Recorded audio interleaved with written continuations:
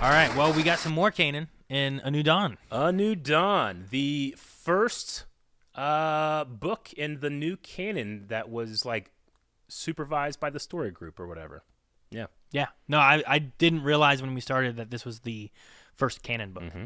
I was thinking that was Tarkin. Canon book, yes. Yeah, the first canon book. First canon book. Yep.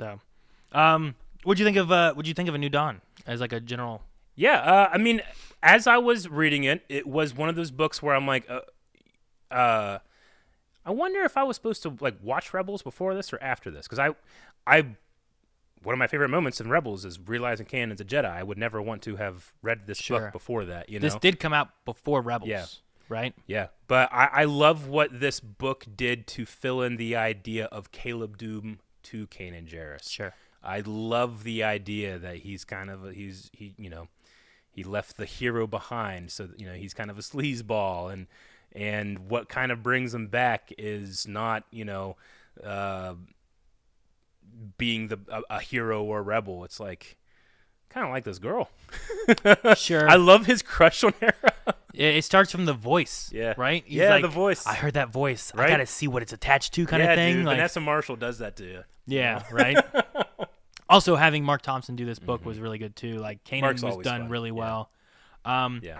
I think I think a lot of the Kanan and Hera stuff was really good. I liked a lot of the extra characters with like Skelly. Skelly was fun. an interesting character. I like Skelly like he was almost kind of like the Clone Wars veteran that kind of like fails up in a way. Yeah. I liked him. I liked Kanan's like boss mentor dude or whatever, the Okadiah or whatever. Yep. I thought he was interesting. His like landlord. Yeah, like his landlord, I guess. I don't know, co-pilot. Yeah, whatever. They work together at least anyway. But I wasn't super impressed with the Count Vidian. Count Vidian. Count Vidian was funny to me, but not in like a good way. I liked what was happening, but he was a little corny to me. But damn if I didn't enjoy some of the scenes. Yeah. I also was like at some points he's so violent it was funny to me. Yeah. Yeah. I guess so. He just felt like we can't use Vader or Grievous or any other used to be human, now cyborgy guys, so let's make another one. Sure. And I was like, all right. But I did get excited. I was going through and listening to it at one point, and they mentioned Sloan. And I was like, Sloan? Why does Sloan sound familiar? I know Sloan from something. Sloan. And I had to go and like look up like Ray Sloan. Who's Ray Sloan? And I was like, oh, that's right. It's from Squadrons. And she shows up in Squadrons at one point. Or not at one point. She's like a this is her first stuff. official appearance. Yeah. So we are in the clear of like, well, what should we know about Ray Sloan? This is the first time people would have read about it. I found out that the author of this like made Sloan and was like, after they finished, like, I think that she has room to like have more stories and stuff too. And I was like, okay, so that's cool. So I'm assuming that there's a lot more stories I don't know from here to Squadrons. But whenever they mentioned, I'm like, oh man. And I was like, that's when I started looking up, like, okay, when did Squadrons come out, and when did this book come out, and when did Rebels come out, and try to figure out like when things were released for everything too. So. I never really I need to, but I didn't really get into the story of Squadrons much. I know that she was in it, and I also know of her because a lot of my trivia studying with the sequel trilogy did dive into a little bit of some of the Aftermath books, and like she's a character in she's that in as Aftermath. Well. Yeah, okay, so that'd be cool to have. It's a character that has a long career with. Because here, I think she's a captain, and then eventually she's gonna get to like admiral. Yeah. So. I'd like to see some more of her journey and stuff too. But I thought her character in this was really good. Yeah, I liked her. Yeah. I liked her. I liked her like she's like new and she's doing like what the Count says and stuff too. But then like she gets to a point where she's like, should I be listening to Kanan? Sure. There's a message from the Emperor. Yeah. And like she has to like kind of turn on things and be like, I thought it was too good to be true. He was offering me too much and stuff like that too. Sure. And yeah. I did like her character and her I guess growth. I don't know, her understanding of what the Empire kind of workings are. Sure. I think that what's the right word? I didn't have any bias towards her, but immediately when I saw the name, I'm like, oh, okay, pay attention, But then I was just kind of like, well, she just, there is some stuff there, but, she's really okay sometimes with some of the stuff the Empire does, and then sometimes she's not. And I'm just like, hypocrite, Yeah. But that makes for fun villains, So, yeah, it was cool to have her in there. The book, it wasn't necessarily my favorite just because I had a hard time kind of trying to imagine the setting. You know, this like a lot of it was kind of like in the same area with the mining and the stuff like that. And there's a lot of corporations and there's a lot of stuff to keep track of, and a lot, you know, and then Vidian's coming in because it's like my least favorite part of Star Wars sometimes. But like when Vidian like threw that chief into the acid, and he was like, decay more, faster, so I can, I was like, man, this guy loves efficiency. So, like, there was parts of I was like, that's terrible. But, like, there's another part of me being like, this is silly. Sure. Like, sometimes, like, is it supposed to be cartoony evil kind of thing, right? For me.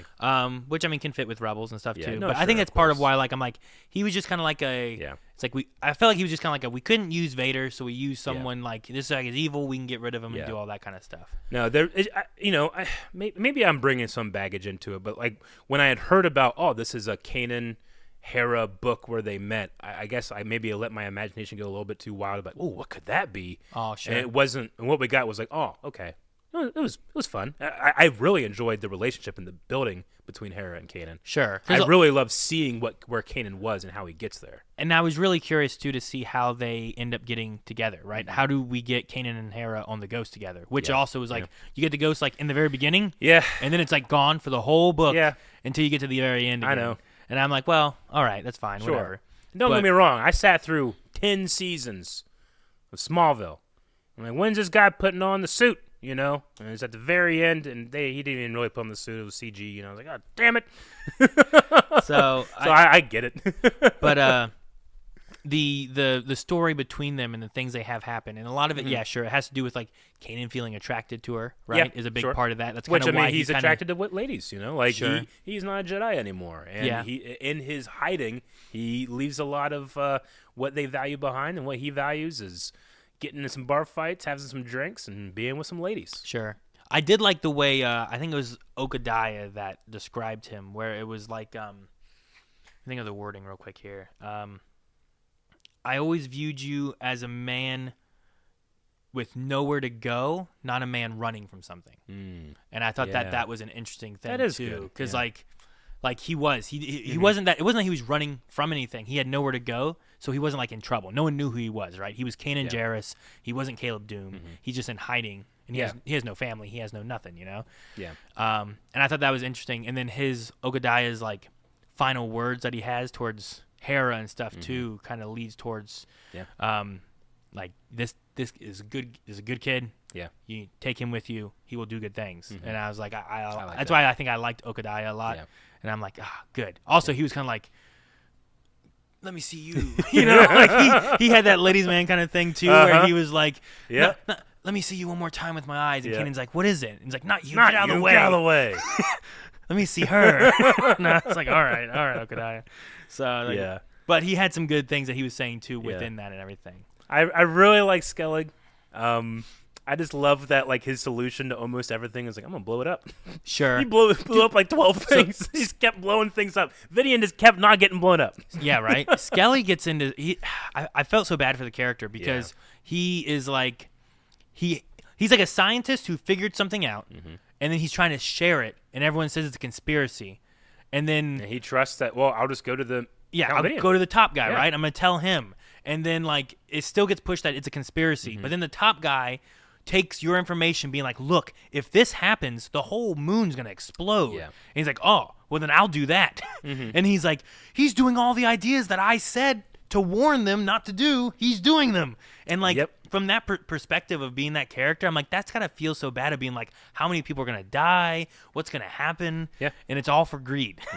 Like, so like, I felt bad for Skelly, and like he spends half the book dying. Like he does. He's in such a bad shape, but I love the way he went out. Yeah, me too. And I was really curious on how the count, like what's the end for the count going to be like, and I was kind of glad that he kind of got the last. Me too. The last hurrah in that. Yeah. No, I mean Vidian is how we're saying how it said Vidian. I think is count. Vidian. Yeah. Vidian. Yeah. Like I think that there's a lot of potential there, and maybe because he did seem like such a visual character in terms of like his intimidation factor and what he can be, like imagine just reading about Grievous versus seeing him. Like, it's not very impressive to hear, like, 4 lightsabers are spinning at once, but when you see it, like, holy crap, Sure. you know? When you hear, like, oh, his skin is made of cortosis or whatever, you know? It's like, oh, but okay. I do love seeing more characters that are more into the cybernetic body horror of what Vader and Grievous and those types of characters can be. Wat Tambor, you know, those type of things, you know? So I the modders on Boba. Yeah. Even that, like, I'm actually kind of excited. I thought that was a fantastic angle to go into the way Finnick like has like that stomach thing. It's like pumping, you know. No, I mean it's one of those things where like the original trilogy with Luke's hand, it's like, oh my God, he lost a hand. What happens? Like he gets a new one. He gets a new one. What's it look like? Like a hand. He puts a, you know, sometimes it got shot. You know, it's like it's not that big of a deal. Yeah. But like.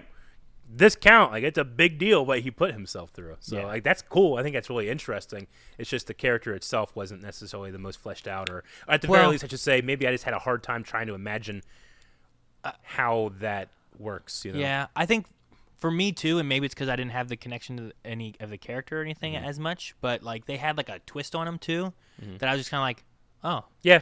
Yeah, I didn't really... Yeah, that, like, I'm like, oh, okay. It doesn't really mean anything. It didn't feel like it meant. Yeah, it wasn't like it was like, oh, this guy used to be Quinlan Vos, and I was like, oh, what? like that would have been like his thing. But this is like kind of like, oh, he used to be this guy too, and I was like, oh, yeah, okay, yep. But like that stuff aside with him, like I think that's the only part of the book that I was kind of like, I don't really care for him as much and sort of his story bits. But I really love the interaction between Kanan and Hera. One of my favorites was when stormtroopers came looking for them in the bar. Yeah, and they're like, there's no way out. What do we do? Come down this hallway. It's like, well, there's no exit down here. It's like, shh.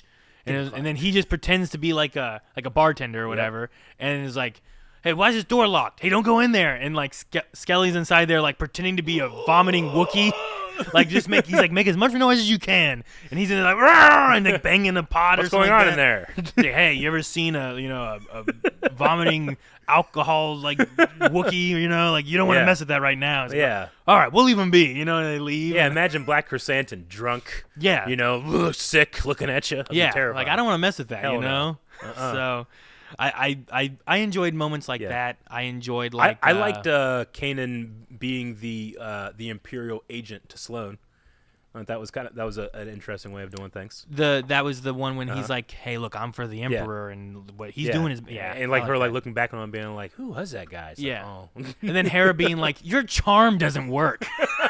You can't just use that all the time." Like that was the thing. Like Kanan would do this and Hera would do this, and I love it. I loved they're trying to escape at one point on like this bus thing.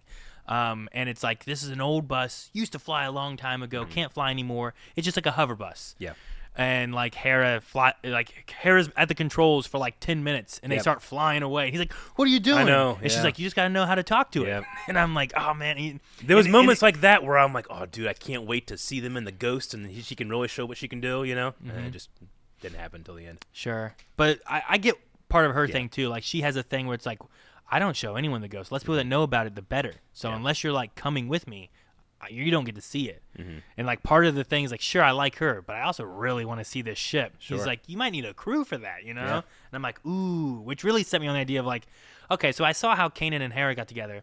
It could be fun to see like, well, where does Sabine come in? When does Zeb come in, you know? Did you see like the cover of the book? Like, I bring up my phone on the audiobook. I look at the cover. I'm like, holy crap, look at that. There's Hera with a pistol. There's Ken with his lightsaber. I'm like, this is going to be nuts, you know? It didn't really happen. Well, that was one thing, too, because I kept waiting towards getting to the end and being like, okay, he's going to draw his lightsaber at some point. They talk about him grabbing it and putting it away. And I know. It was kind of like they talk about like, gun a little bit. But and then they talk to, like, you know, he has the cortosis, like, armor or whatever on the cyborg, and they've shot him and it sends electricity back. They did like they shot a power pack which like scorched his face but like blinded one of their friends, which was Zaluna. And in the audiobook kind of sound like Droopy Dog. Well, what about this? I guess so. I didn't think about that much. But the like going through that, he's like, you don't have anything that could take me out. And he goes, maybe I do. And he reaches for it. I'm like, oh, now we're getting to it. But I thought it was interesting that he's like, something told me not to do it. No, I get it. And I was like, okay, this is how he reveals he's a Jedi. That person can't see. We kill him. Hera now knows, and that's where we're at. And they didn't do that. And I was like, well, that's fine. But I did kind of like the reveal they had of him being a Jedi to Hera. And I thought it was a nice little that was moment good. too, where it's like, why is he revealing that he's a Jedi? Because he wants to save that girl. Yeah. You know. Yep. And then Let her in on the secret. yeah. And Hera has some thoughts that you get a little bit here and there, where she's thinking about like, you know, she's not here to find people to help with like the rebellion kind of side of things. Yeah. But she's like, man, he's a really good strategist, but sometimes he's not the smartest. Yeah. But I don't understand how to read this guy. Like, she's thinking about like where these people, like what their motives are and who they are. Who's Skelly? Who's Zaluna? Who's Kanan? And Kanan's like the biggest mystery, and she kind of wants to stick around a little bit more just to see who he is and what he is and how's he gotten so far. Yeah. You know, because sometimes she's like, he seems like a really smart, strategic guy, and he seems kind of dumb. Yeah. You know, like she kind of like, I don't understand him. And I really liked Hera like learning about Kanan and stuff too. Me too. Yeah. No, it was a fun read. I think it did have a decent pace in that like characters start and then they keep going. They keep going. It's very like episode 4, right? Like I love Revenge of the Sith, but Revenge of the Sith has like big giant opening. And then we sit around and talk, you know. And then this happens, and we sit around and talk. And this happens, and then, you know, Anakin has a PSP, and he's sitting on the couch, and you're sitting around and talk, you know. Like, whereas this, I felt like it had a good pace. It kept going, you know. So it kept my interest the whole time. Yeah. It did feel like a prequel to Rebels and stuff. So I thought that was really cool too. Yeah. And if you're interested in reading it, you know, on your own, if you haven't, like I don't even think you need to have watched Rebels to enjoy it. I don't think so. Yeah, but certainly, you know, you will care for the characters a bit more. But it will ruin the first episode. Sure. Rebels. Yeah. If you're watching this, we've already talked about it, and you should know by now. Yeah. But I imagine most people that watch Wave Squadron have seen most of Star Wars. Sure. Yeah. But yeah, I think pacing wise for it was really good. The radio thing I thought was cool. Where like they had like certain little like radio things kind of giving you some news every once in a while. I like that too. Like the HoloNet news. Yeah, which I thought was unique to this one. It was. I didn't, as I said before, I didn't realize that this was like the first canon book either. So I also really liked at the very end there was like an excerpt from like Dave Filoni. The foreword or the whatever. Yeah, where he talked about like being young and enjoying like the original trilogy, and growing up and like getting to work with George Lucas and getting to work on Clone Wars and all this stuff, and how excited he is that from here on it's all going to be canon. Everything's going to fit into a canon. They're going to work on that. And that he just had like a lot of excitement for that kind of stuff too. Yeah. And I was like, well, that was a really cool little moment there. It was kind of like when we finished, what was it, like Dark Disciple? And it was like Katie Lucas. Yeah. And she was going through and it's like, and seeing my dad and doing this. Like, oh man, this is really cool. Who the hell is this lady? Katie Lucas. And I was like, oh man, now I'm all sad. Yeah, that's certainly like one of my top reactions to a foreword or an epilogue from an author. Yeah. So I did really enjoy that. Trying to think of what other elements here from this book because we don't have a ton of time here, but overall, I think the book was good for Kanan and Hera. Yeah. I thought it was cool that we got, at least I got now the first time Sloan shows up in any of the canon and stuff. Yeah, too, I think that for me, that's going to, like, moving forward, that would be one of the most important things is, like, setting up that character. Yeah, to see where they go and everything with it.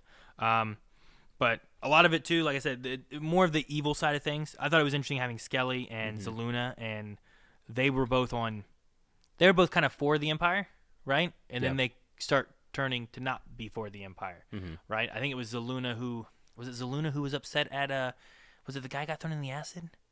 Like they were having like a firefight and the guy showed up and he's like no, and he started shooting back and stuff like that too, and then he sacrificed himself and they got away. Like there were just different elements too where like I liked a lot of the other characters that start turning and changing up to the point like Zaluna. I like that they don't know what planet they went to. Yeah, they don't necessarily care. They didn't ask, but they're at peace in their garden here. Yeah. And if you don't take that boy, I'm gonna ask him to stay. And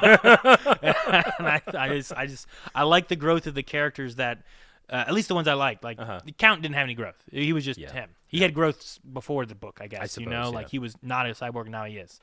He was not the Count, and now he is. Yeah. Yeah. But yeah, otherwise, like everything else in it, as far as the story, the reveal of the ghost to Kanan and all that kind of stuff, I'm like, this is really cool. And now I kind of just want to see like what happens with Zeb, Sabine, and I don't know. I guess Chopper was just not there for now. You know, maybe he's watching. I guess not. He might have been watching the ship. That was another thing. I was like, you were hoping for Chopper. Yep. Yeah. Like I said, I probably just brought too much baggage in. Sure. as a Rebel super fan. Sure, You know? I get that. I will say, and I mentioned it before during our top 5 canon moments Mm-hmm. and stuff too, but I didn't say it here. I really enjoyed the very beginning of the book. Like, I liked Yeah. having the Caleb moment, him talking to Obi-Wan. The Jedi beacon. Yeah, talking about the beacon and everything too, of like how it works and what else could it do, and having Deppa there with a little bit. Yeah. And then you had said in that moment too, like it's really nice to have that moment, and they reflect on it at the end of the book, where like, well, when we're gone and we don't have, we're just out there. Like, who do we listen to? Like, what will guide us if we don't have our master? It's like, well, hopefully something else will take that spot, And he reflects on that later after he's found Hera and been like, here's something else that's guiding me now. Yeah. And I was like, that's really cool. I like those little bookends there, especially from his master. Mm-hmm. Absolutely. And I love that ending of that scene where it's Deppa saying stuff like, well, what happens when I don't have any, I don't know what direction to go in. It's like, it'll come to you. And we see it come to him. Something will guide you. And now I finished a book, and I was just kind of like, that was cool. But now I want to watch all of Rebels again. I know. I did too. I thought the same thing. Yeah. Do that. Yep. So, but we're already at 5:02 now. We are. We didn't get to dive too deep into it, but I think the general thing, like the book was decent. I enjoyed what we had with Kanan and Hera. Yeah. The villain, not so much. But I don't think it was not worth the read, especially if you enjoy the characters from Rebels. And in terms of us, ticking off slowly, like catching up on canon, we can now say we have read the first book to have come out. Since they relaunched the universe, so we've got one. So getting that set up, and then what's going on forward with this, which is going to be the Lords of the Sith. Lords of the Sith. Okay. Yep. I don't know anything more than what Eric had mentioned about this one. So like some of the books, I'm like, oh, I know it. I know a little bit about this. This is supposed to be about this and this, right? Yeah. But this one, I'm like, I don't know. I don't think we have a date picked out for the next Badonka yet, do we? Make sure you guys are following us on social media. Just blind wave anywhere on social media, and that way you know exactly when things are going to be happening. But yeah, your homework is to read the Lords of the Sith novel, a Vader Palpatine novel. I'm very excited to get into that and to discuss that next time. We'll also have some other segments for Badonka that aren't going to be related to any current TV releases because there are currently none that we have scheduled. So this will be a bit of a drought with your normal Star Wars content, but not a bit of a drought with Wave Squadron. Yes. Yeah.